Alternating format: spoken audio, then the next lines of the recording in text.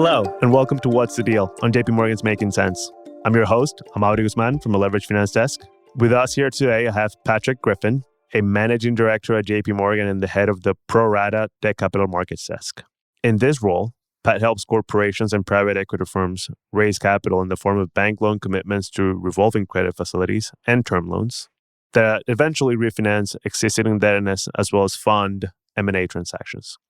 He's here with us today to give us an update on the latest trends he's seeing in this side of the market. Pat, thank you for joining us today. Thanks, Amaury. Great to be speaking with you.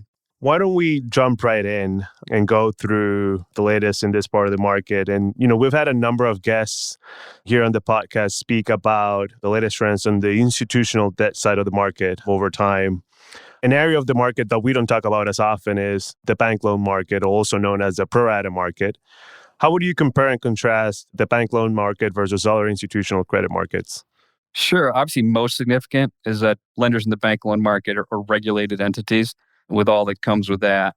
And given it's a private market, there's less transparency of information versus the public markets where you're seeing data real time. I'd say the bank loan market has much less volatility day to day, week to week, month to month. Generally speaking, conditions and changes in bank behavior lag other markets, absent some very significant macro events. And I'd say also extremely important is that the bank loan market is very borrower and lender relationship driven. This impacts and will impact pricing, terms, and market capacity for any individual borrower. It's absolutely not a one-size-fits-all market. Credit facilities are just a small piece of the overall portfolio of products that banks are offering companies. So lender share of wallet is very important. I see. This last point you mentioned is very important for listeners to take into account that this is a market that is very particularly relationship driven. The chain of events that take place between CFO and treasurers and their banking counterparts in the market that eventually leads to a commitment to a pro-rata credit facility cannot be underestimated. Now, Pat, how would you describe the profile of the banks that participate in the bank loan market? Yeah, in terms of participants, on any given day, we're working with approximately 100 banks across investment grade and non-investment grade transactions. If you break that down by deal volume, it's roughly 50% U.S. money center and regionals, 25% European banks, 10% Canadian, 10% Japanese, and then 5% Chinese or other. A number of foreign banks have purchased or invested in U.S. regional banks, which helps lower their funding costs in the U.S. and or builds out their mid-corporate and middle market banking franchises. As it relates to the foreign banks, they're generally focused on operating business in home regions in addition to U.S. capital markets opportunities. Each bank has its own preferred sectors, credit profiles, and product offerings. A small number of banks, often more investment banks, currently prefer revolvers to term loans, the revolvers being less punitive in their return models.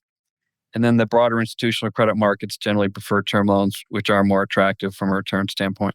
I see. That's a large number of participants, I have to admit. What about volumes? What do those look like? Yeah, in terms of volumes, I'd highlight, again, the statistics for the bank loan market are not as clean as for public markets. So these numbers can always move around a little bit. For investment grade loans, overall first quarter 2025 bank loan volume was $244 billion. It's down roughly 4% versus the first quarter of 2024. This was really driven in large part by declines in M&A and new money financings, which was offset by about a 25% increase in refinancings. March standalone was also down about 4% versus March of 2024, driven by the same factors. And just for some context, total investment grade loan volume was about $1.3 trillion for the full year of 2024. Switching over to the leveraged bank loan side, first quarter volume was $140 billion.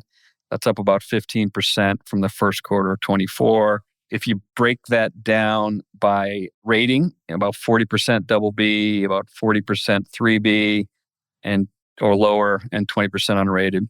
If you look at use of proceeds, 75% was refinancing, 10% M&A, and 15% other. This volume represented about 27% of the overall leveraged loan volume for the quarter. And then for some context, total leveraged pro-rata volume was $682 billion for the full year of 2024, which is about a third of total leveraged loan volume. I see. Thank you for that. That was very helpful. Pat, pivoting to conditions, how would you describe the state of the bank loan market in general? And in light of recent news, the higher volatility, as well as concerns by market participants for the potential for the US economy to experience a recession in the near term? Sure. So, as it relates to recent developments and concerns with tariffs and a potential recession, I'd say the impact of the bank loan market is still playing out. It's early innings. And as we've seen over the past couple of weeks, sentiment can change day to day. But generally speaking, deals are still getting done. We continue to launch new deals. I think going forward, the impact will be very much deal by deal, sector by sector. So we'll learn more every day. As I mentioned earlier, the strength of borrowers' relationships with their lenders will play a major role in whether deals get done or not and under what terms. Banks are adjusting their credit underwriting standards, haircutting projections to address current challenges in the markets and in the world. You could see in some cases this may all lead to internal and or public ratings downgrades, which is going to impact bank hit rates and return thresholds.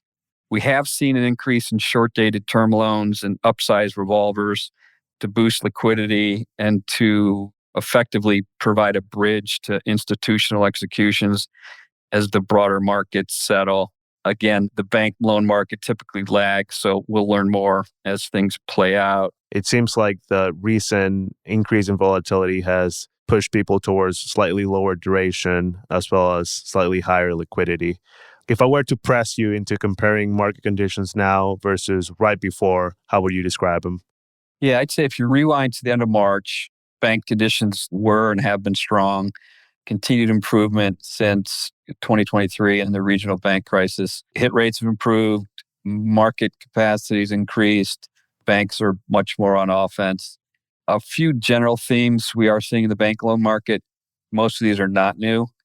When assessing market capacity in terms for regular way refinancings as well as new money financings, a borrower's existing footprint, bank footprint really matters. Having installed base of commitments to build on is very important. We've also seen syndicates become more top-heavy as borrowers try to manage down their number of banks while pushing their closest relationships to increase commitments.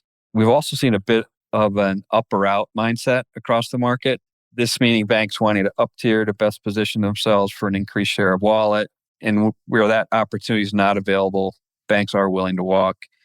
And in situations where there's not a concurrent fee event, borrowers are having to more often pay arrangement fees to top tier and second tier banks, where historically that has been less the case. One of the things you mentioned right now was that banks have most recently been on the offensive in terms of capturing new deals. I know that hasn't always been the case. What are the drivers underpinning this increased appetite for risk? Yeah, I think it's a number of things. Banks are much better capitalized now. The regulatory landscape has become a bit more clear. I'd say also coming out of the regional bank crisis, where banks were focused on pruning their loan portfolios of less profitable relationships and in order to preserve capital. As we've heard with first quarter earnings results, banks now realize they need to find growth, including loan growth, which means leaning in a bit more with credit commitments and being a bit more patient as relates to non-credit business from both existing and the new clients. And then less regulatory uncertainty has definitely helped them do that. We've also seen smaller U.S. regionals combining or just generally looking to expand their lending footprint and playing in syndicated deals where they historically have not. This also allows them to diversify their loan portfolios, which are often overweighted in real estate exposure. I see.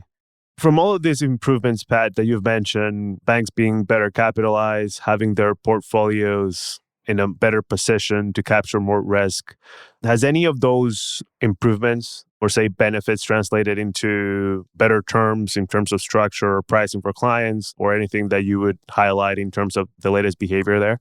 Sure. I'd say on the pricing front, as you compare it to the investment grade bond market and the leveraged high yield bond and B loan markets, bank loan market pricing is much less volatile and has remained quite steady.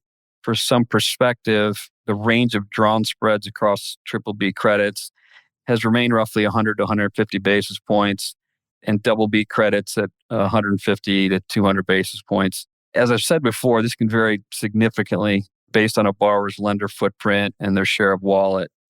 And as I also mentioned earlier, the one area where we have seen things go the other way for borrowers is the need to pay arrangement fees when a refinancing or new money ask is not aligned with a concurrent fee event. We have seen some instances of repricings, particularly for deals that were done in 2023 when the bank loan market was in tough shape and working its way through the regional bank crisis. I'd say it's also really important to note it's not uncommon that incremental pricing and fees alone will change a bank's decision whether or not to commit to a transaction. Said a little bit differently, credit-only returns may be somewhat attractive, but a bank may need to check the box that they have or will obtain some form of non-credit banking business. I'd also note here that each bank comes with a slightly unique capital returns model, which will drive behavior. Another point I'd make, bank loan market commitment fees have remained relatively stable across investment grade and non-investment grade. And we have seen more of what historically investment grade style 364-day bridges for non-investment grade borrowers. And on the leverage loan side, it's worth noting that historically, pro-rata spreads have been 50 to 75 basis points inside of B loan spreads. In certain circumstances, that's widened a bit given the recent market volatility. And as it relates to facility structures, varies credit to credit. I'd say very high level on the margin. We've seen increased flexibility built into credit agreements. Okay, so what it sounds like is that this is a market that hasn't had a blanket approach. It's not one size fits all, and that is very situation specific in terms of the improvements that clients have been able to achieve in terms of pricing or structure, despite the health of banks' balance sheet that you mentioned, as well as the better positioned credit portfolios across the street. But something that we've spoken about at length here is private credit. It's something that we've been doing ourselves at JP Morgan for a long time, and it's continuing to deepen its impact in the markets. On the back of its growing share of the market, have you seen any impact in the bank loan market as a result of its growth? Sure. Generally speaking, the bank loan market is, call it a single B or equivalent and higher market. As you know, the private credit market is principally a single B equivalent and lower. So higher leverage, higher pricing, longer tenor, more flexible structure than what we typically see in the bank loan market. So I'd say regular way, the markets don't necessarily compete. For borrowers and sponsors with very strong lender relationships, the bank loan market can reach credit profiles more suited for the private credit or broadly syndicated market, even at tighter pricing than either, albeit with shorter tenor, tighter structures, and higher amortization. From a JP Morgan's perspective, we're kind of agnostic. So we're showing clients the menu of alternatives, pro-rata, broadly syndicated, and private credit, and discuss with them the pros and cons of each. And in some cases, to provide maximum flexibility, we've underwritten transactions for the private credit market, but with the ultimate takeout being the bank loan market or some combination of bank loan market plus other, call it convert or equity. That makes a lot of sense. It's interesting that they don't necessarily converge and they're actually kind of focused in different kind of rating segments. Pat, if I'm a CFO or a treasurer today needing to refinance or raise new money in the bank loan market in the near term, what insights would you provide to maximize the likelihood of success and an optimal outcome? Yes, as I mentioned earlier, the bank loan market is not one size fits all, so this won't necessarily be the plan for every transaction. But in most instances, the current playbook has been as follows. First, JP Morgan and our borrower do a deep dive on existing bank relationships, who has what business, who has a strong calling effort, and also identifying where there may be weak links. Second, we build a timeline which provides a week or so of thorough pre-screening. That's not just a heads up that a deal is coming. It's providing terms and in non-investment grade situations, a projections model for bankers to pre-flight with their capital and credit committees to come back with more than just this sounds good, but with a firm indication that it can work. We take that information, we take that feedback, we construct a final syndication strategy, you modify terms as needed to maximize the likelihood of success. I think we always like to build in a cushion for these syndications, typically 25 to 30%. even after receiving early indications, more often than not, will experience negative surprises. And what you also see quite a bit is borrowers looking to shrink the size of their bank group. And I'd say they should be cautious with that in mind. You can be leaving dollars on the table that you ultimately may need. And then in many cases, we'll see a natural reduction in the number of banks via attrition. And if possible, link bank loan executions to other fee events. When that's not possible, consider arrangement fees for top tier or top 2 tiers to enhance the bank's returns. And that could really be the difference between a successful and an unsuccessful outcome. Thank you so much for that, Pat. I'm sure that our listeners will find that game plan very useful as they think about potential opportunities in the near term, about accessing the bank loan market and kind of putting that into action. Thank you so much for spending the time here with us today. We really appreciate your insights. Absolutely. Thanks for having me, Amaury. And thank you to our listeners for tuning in to another episode of What's the Deal. We hope you enjoyed this conversation. I am Amaury Guzman. Until next time. Thanks for listening to What's the Deal. If you've enjoyed this conversation, we hope you'll review, rate, and subscribe to JP Morgan's Making Sense to stay on top of the latest industry news and trends. Available on Apple Podcasts, Spotify, and YouTube. This material was prepared by the Investment Banking Group of JP Morgan Securities LLC and not the firm's research department. It is for informational purposes only and is not intended as an offer or solicitation for the purchase, sale, or tender of any financial instrument. Copyright 2025 JP Morgan Chase & Company. All rights reserved.